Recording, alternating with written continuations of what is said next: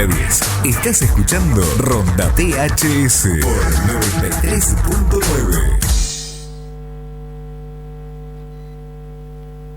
I light a candle to our love. In love our problems disappear. But all in all we soon discover that one and one is all. 11 minutos después de las 10 de la mañana en todo el territorio nacional.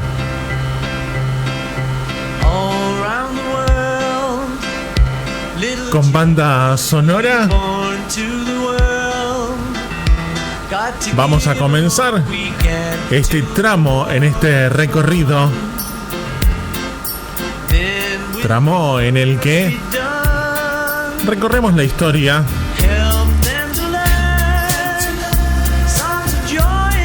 Hoy la banda sonora que inicia este tramo es nada más ni nada menos que Paul McCartney.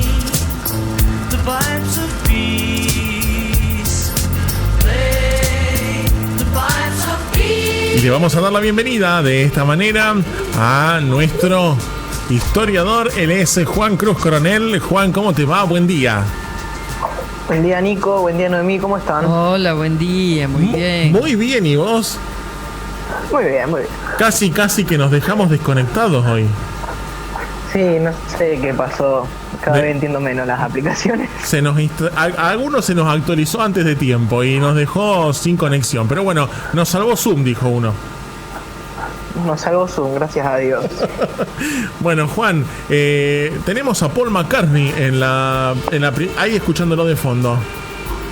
Tenemos a Paul McCartney y hablando de Dios, es un evento que está relacionado inevitablemente con la Navidad, ya que es una fecha que cada vez se aproxima con más celeridad. El tema se llama Pips of Peace, Pipas de Paz en inglés, y trata sobre uno de los eventos más memorables de la Primera Guerra Mundial, no por su sangre, no por su belicosidad, sino por su humanidad, que es algo que es destacable resaltar, especialmente cerca de estas fechas, cerca de la Navidad, ¿no? Algunos de los valores que se intenta resaltar, ¿no? Y es la famosa tregua de Navidad. No sé si la conocían o habían escuchado hablar de ella. Yo no la escuché nunca hablar, no sé lo de mí, pero... No. Los pongo en contexto. A ver. 1914, 24 de diciembre de 1914. La guerra llevaba 3 meses, había arrancado en septiembre después del asesinato del archiduque Francisco Fernando, y teníamos a el Imperio Alemán, al Imperio Británico y a la República Francesa junto a la República Belga envueltas en un martirio de sangre, plomo y fuego en los campos de Flandes, en pleno territorio belga de la República de Bélgica. Los alemanes habían implementado un plan denominado el Plan Schneifel para invadir Francia, atravesando Bélgica y tomando por sorpresa a las fuerzas aliadas.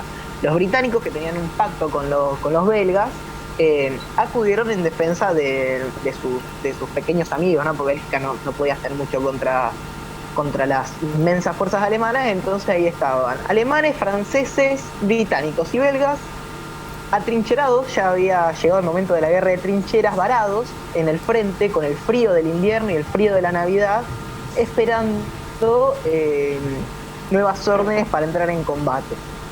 Fue entonces, ya sea por el hartazgo del clima que no acompañaba, ya sea por extrañar a su hogar, ya sea por sus costumbres o sus ritos, los soldados alemanes decidieron empezar a decorar las trincheras el 24 de diciembre a la tarde.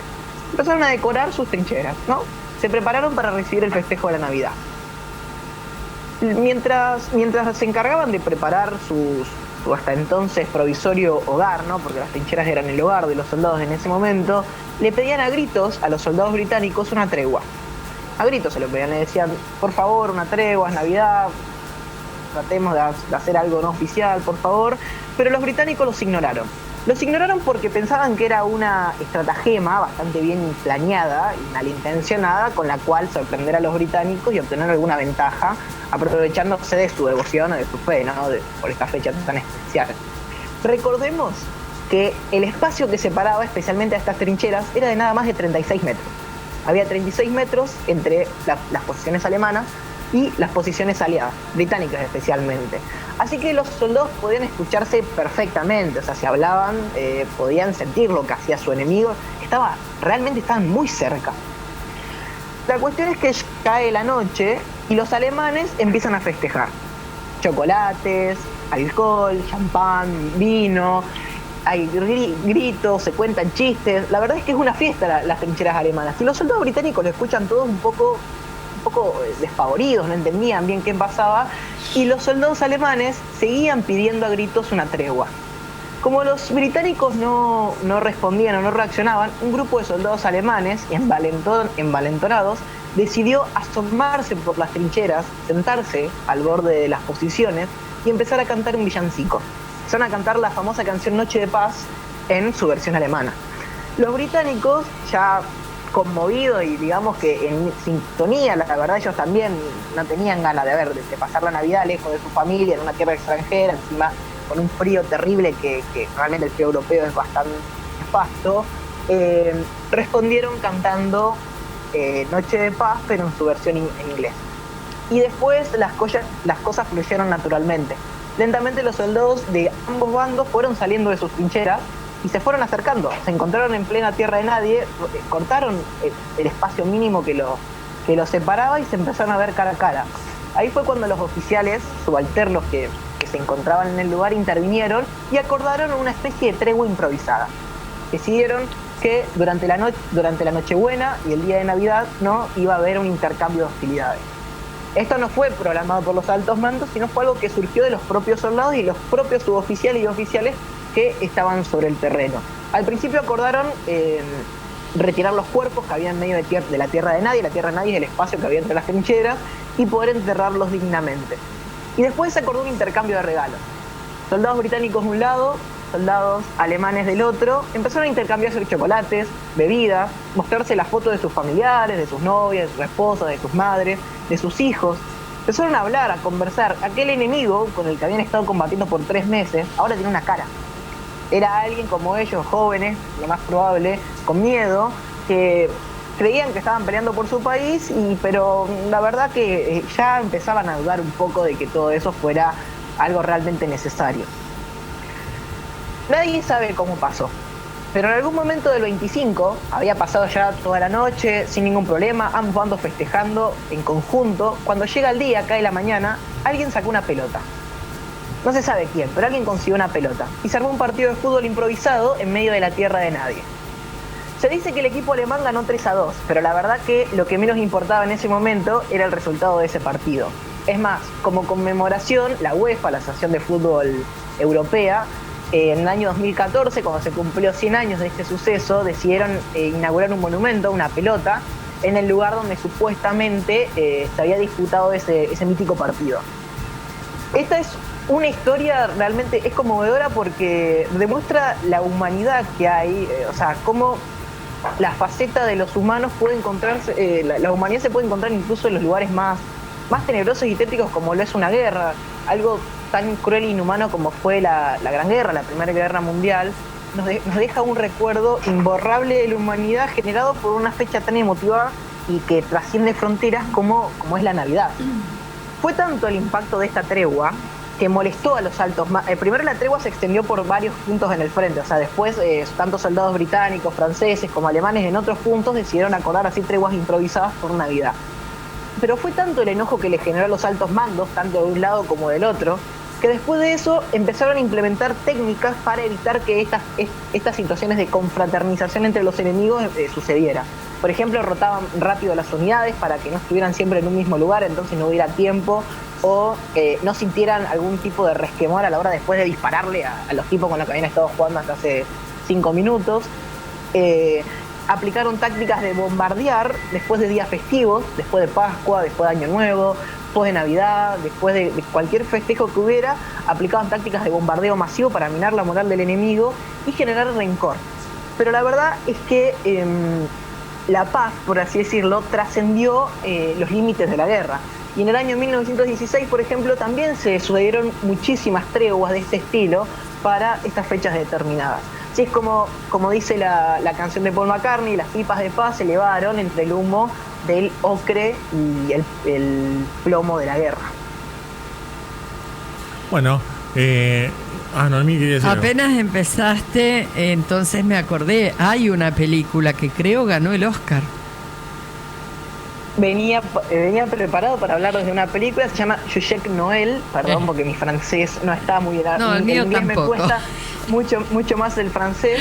No ganó el Oscar, desgraciadamente. No ganó el Oscar. Estuvo nominada a mejor película. Ajá. Sí, la curiosidad de Jacques Noël, que significa noche de paz o regalo de Navidad, dependiendo de la traducción o adaptación, es una película francesa, pero que está grabada enteramente en francés y en alemán. O sea, los actores la grabaron primero en francés y después la volvieron a hacer grabándola en alemán.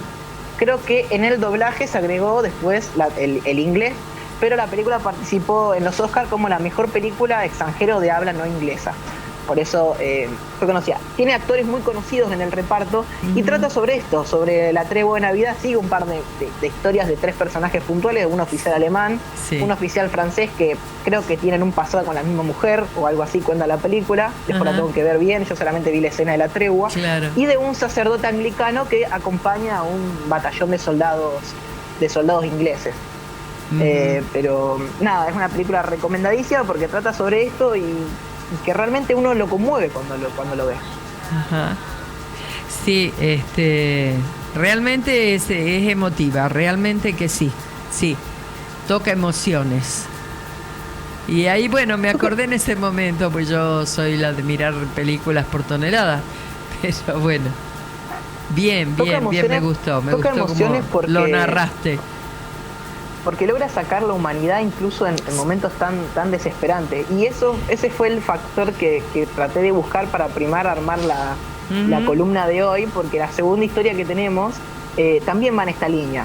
Claro. Casualmente ocurrió cerca de las Navidades, cerca de la festividad, una historia que yo ya conocía y que me gusta mucho y que me alegra especialmente poder compartírselas en el día de hoy. Así que podemos proceder con la segunda cortina musical del día de hoy. Te los agradecería.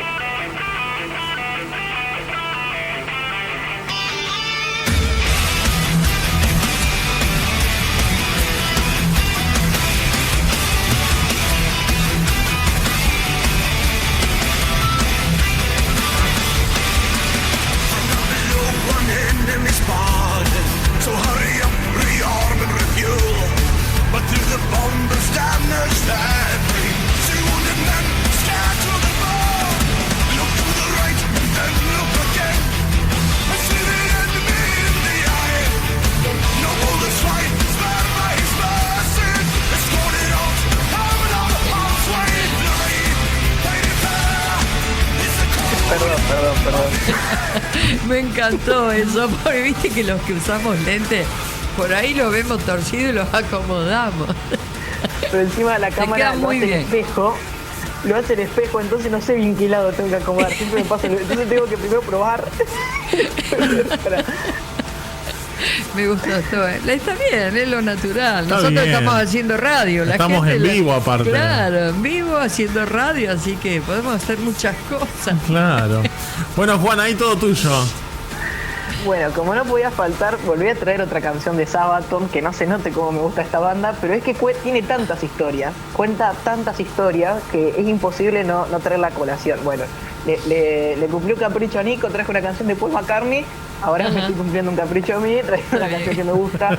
La canción se llama No Bullets, No Fly, sin balas no se vuela, o no se puede volar sin balas, algo dependiendo de la traducción, ¿no? Sí. Y cuenta la historia de el incidente que ocurrió entre Franz Stigler y Charlie Brown.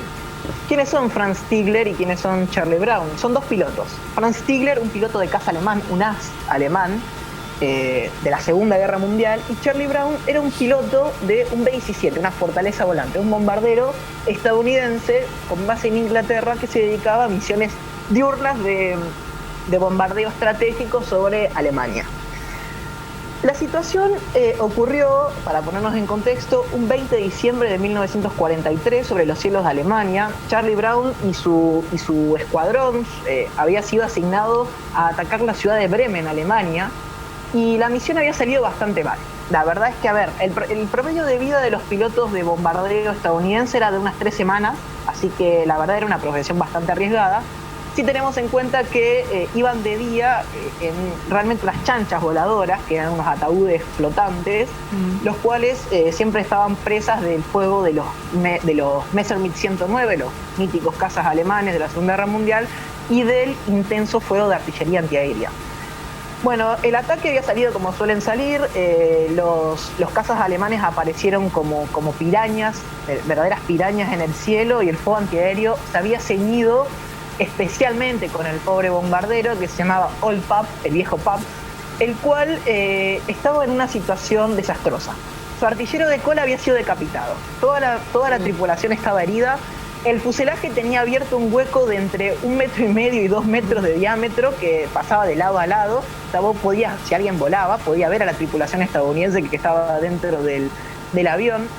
El copiloto estaba inconsciente y el piloto también perdió la conciencia momentáneamente y casi estrella el avión. El piloto, nuestro protagonista Charlie Brown. La cuestión es que cuando el piloto, cuando él pierde la conciencia, el avión empezó a perder altitud a gran velocidad y casi se estrella.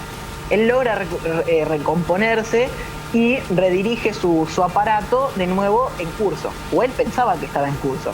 Pero la verdad es que en vez de dirigirse hacia la costa francesa y el Canal de la Mancha, el piloto se estaba dirigiendo cada vez más hacia el interior de Alemania. Así que estaban en un aprieto, él y los 10 miembros de su tripulación que aún estaban con vida. La cuestión es que en un aeropuerto, en un aeródromo cerca de la ciudad de Bremen, se encontraba Franz Stigler. Franz Stigler tenía en su historial 485 misiones de combate, 23 derribos, va a terminar la Segunda Guerra Mundial con 30 victorias probables, porque cuando terminó la guerra él ya había dejado de contar. Y había compartido misiones con algunos de los ases más importantes de toda la Alemania nazi. Así que cuando él estaba cargando combustible en el aeródromo, cuando salta la alarma de ataque enemigo. Entonces se sube a su avión y despega para interceptar a esos cazas, a esos bombarderos que supuestamente se acercaban. Resulta que los bombarderos eran uno solo, y cuando Franz se dispuso a liquidarlo, y de esa manera iba a ser merecedor de una cruz de caballero, si derribaba al bombardero, llegaba a un número de victorias lo suficientemente alta como para que lo condecorasen con la preciada cruz de caballero. Los alemanes tenían la cruz de hierro y después la cruz de caballero, que era una condecoración muy importante. Pero Franz no pudo dispararle. Stigler vio que el bombardero estaba en una situación lamentable. Se acercó tanto que incluso pudo ver las caras de los aviadores estadounidenses heridos, temerosos, que lo observaban realmente con pavor. Cuando Charlie Brown vio por el espejo retrovisor del avión que se acercaba el característico amarillo de un caza alemán, pensó que su momento había llegado y se estaba encomendando a Dios, porque el avión no estaba en condiciones de poder defenderse. Pero lo que ellos no sabían era que Stigler se había formado con un aviador alemán, el mayor Judel, que cuando estuvieron juntos en África del Norte le había dicho lo siguiente, y cito textual: si yo te veo o escucho que le disparaste a alguien en paracaídas, te voy a matar yo mismo. Eso le había dicho un superior a Stigler. Y Stigler va a contar posteriormente que cuando vio el avión en esa situación, para él era alguien en paracaídas. Simplemente no le podía disparar. No podía porque aparte cuando les vio los rostros, se dio cuenta que el enemigo, que está bien, estaban bombardeando sus casas, sus ciudades, el enemigo también eran personas. Y él va a contar que se le vino, cuando vio el rostro también del piloto, porque los aviones se van a poner ala con ala, como dicen, uno al lado del otro, y él va a poder mirar a los ojos al piloto, a Charlie Brown, y vio el rostro de su hermano que había muerto 3 años antes, en 1940, que también era aviador, pero que era un férreo opositor al nazismo, y había muerto en 1940 en combate. Y él pensó, hay una familia que los está esperando a estas personas, entonces yo no puedo matarlos de esta manera. Se celebran victorias, no muertes. Era un lema de los pilotos alemanes en esa época. Entonces decidió hacerle señas. Empezó a hacerle señas al piloto para que aterrizara y los pudieran atender médicamente y se rindiera. El piloto estadounidense no entendía la seña, así que simplemente mantuvo el curso. Después le volvió a hacer señas para que se desviaran hacia Suecia. Pero el piloto... Claro, para que fueran a Suecia y bueno, llegaran a territorio neutral y listo, se quedaran ahí y salvaran sus vidas. Pero Charlie Brown no le dio pelota. Es más, le gritó a uno de sus artilleros que le apuntara al caza alemán por las dudas, pero que no le disparara, que le apuntara para estar seguro por las dudas. Para que se quedara quietito ahí. Para que se quedara quietito. Como no le daban bola, Stigler entonces volvió a hacerle señas, pero para decirle, miren, o sea, están yendo para Alemania, giren, porque no los voy a poder cuidar más. Entonces Charlie entendió y giró su avión y empezaron a dirigirse hacia la costa francesa, hacia el Canal de la Mancha. Pero no terminó ahí, porque Stigler tranquilamente se podría haber vuelto a su aeródromo y dejar al avión a su merced, que vuelva como Dios quiera. Claro. Pero no, sino que lo escoltó personalmente hasta que estuvieron en el Canal de la Mancha, en aguas abiertas, en mar abierto, donde ya no estuviera en peligro. Es más, se posicionó al lado sobre el bombardero para evitar que otros cazas que estuvieran deambulando lo vieran y lo atacaran, y también para que la artillería antiaérea alemana no les disparara. No solo que no los ejecutó, sino que también los acompañó personalmente hasta que llegaron al Canal de la Mancha. Dato curioso es que el avión de Stigler tenía una bala incrustada en medio de su radiador. O sea, podría haberse sobrecalentado el motor y él caer en picada en cualquier lado con pocas posibilidades de salvar su vida. Pero eso no le importó y decidió acompañar a estos desconocidos pilotos estadounidenses. Bueno, el avión, milagrosamente, porque estaba en un estado bastante lamentable, ustedes sí que después pueden buscar imágenes sobre este incidente y van a ver las recreaciones de cómo estaba el avión, que estaba en un estado lamentable. Logra llegar a un aeródromo británico, y todos los pilotos y todos los miembros de la tripulación logran salvar su vida, ¿no? Los atendieron médicamente, etc. La guerra va a continuar, Stigler va a seguir pilotando y va incluso a tener el honor o la oportunidad de pilotar uno de los primeros aviones a reacción que va a haber en la historia en la Segunda Guerra Mundial, los míticos Messerschmitt 262. Pero la cuestión es que la guerra termina y él decide mudarse a Estados Unidos. 3-4 años después de la guerra, él se muda a Estados Unidos. Las vueltas de la vida hacen de que haya vivido a nada más y nada menos 60 kilómetros de donde vivía Charlie Brown. Pero ellos no tenían ni idea. Es más, Charlie Brown no sabía quién era ese piloto que lo había salvado, y Franz Stigler nunca supo qué pasó con la tripulación de bombardero que él había escoltado hasta aguas seguras en el Atlántico. Primero porque la Fuerza Aérea estadounidense clasificó como alto secreto lo que había ocurrido y prohibió que se hablara de ello por 50 años. Porque claro, como alguien que pilotaba con una esvástica nazi iba a ser una persona.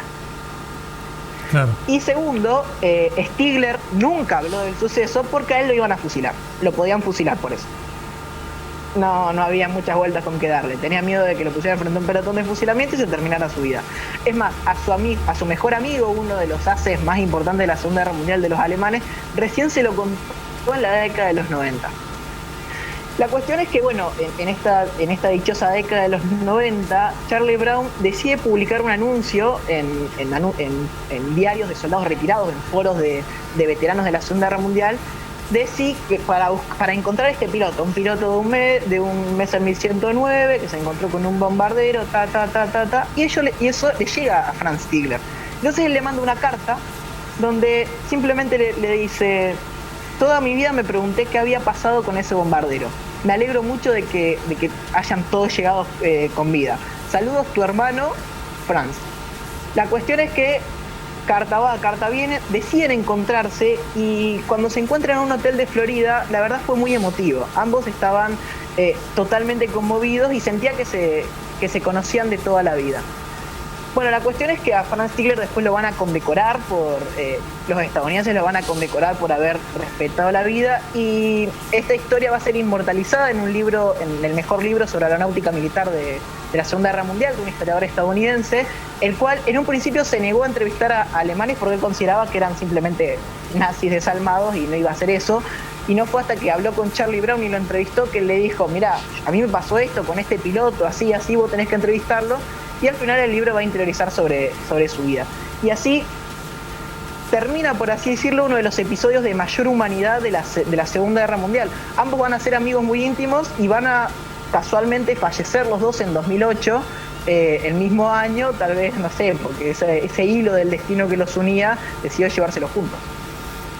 Bueno, me gustó la historia narrada para el día de hoy. con 2 bandas sonoras, perfecto, muy buena. Y hay algo que es real, porque la crueldad de la guerra está en que mandan chicos jóvenes a matar a chicos que no conocen. Claro. Porque no conoces al enemigo. Te dijeron que ese es un enemigo y de acuerdo a su uniforme, pero si le cambias el uniforme, no sabes. No sabes. Y eso es algo que se repite en todas las guerras que hemos escuchado. Lo hemos escuchado en la guerra de Malvinas, sí, inclusive. Por supuesto, y hay muchos que han quedado amigos, argentinos e ingleses. Juan, ¿nos queda algo más? No, estamos completos. Quería complementar a Noemí con la frase, creo que ella la comentó una vez: las guerras son sucesos sangrientos que se libran entre jóvenes que no se conocen, enviados a matarse por viejos que sí se conocen. Claro, que en realidad habría que ponerlos en un lugar de arena como los gladiadores y que se peleen entre ellos. Los que mandan a las guerras. A ver, bueno, el que gana, gana. Claro. Ya está. Pero no mandar a la población. Sería bastante curioso. Sí. No, bueno, respecto a lo que hablaban ustedes sobre deshumanizar al enemigo, es una táctica una estrategia muy recurrente en las guerras.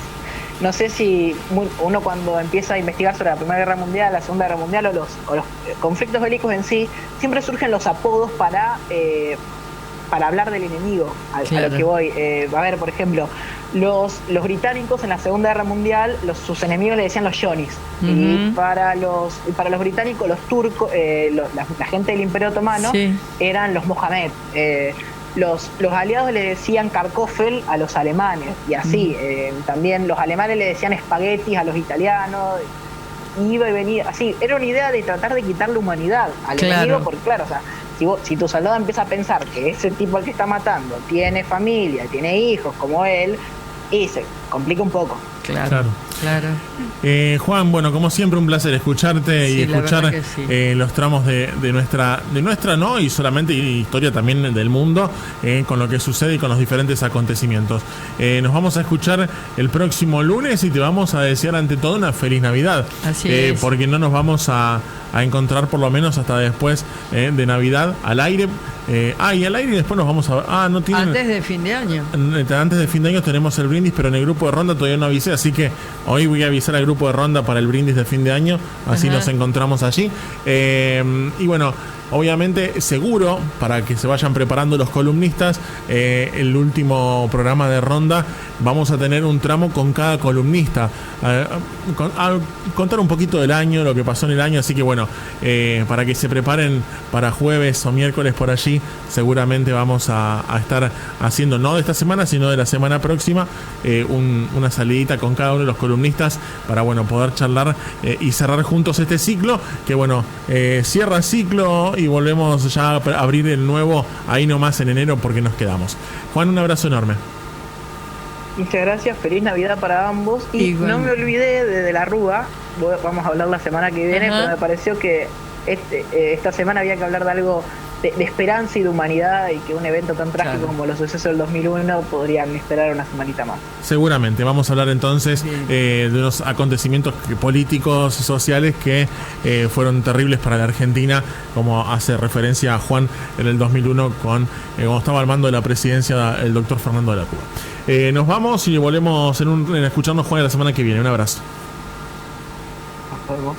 Allí estaba con nosotros Juan Cruz Coronel, como siempre, compartiendo estas mañanas. Y nos vamos a ir a la pausa nosotros. Ahí tenemos... Nos vamos a ir con la música de Paul McCartney en este 45 Seconds. Quédate ahí porque tenemos más para compartir juntos hasta las 12 del mediodía. No te vayas.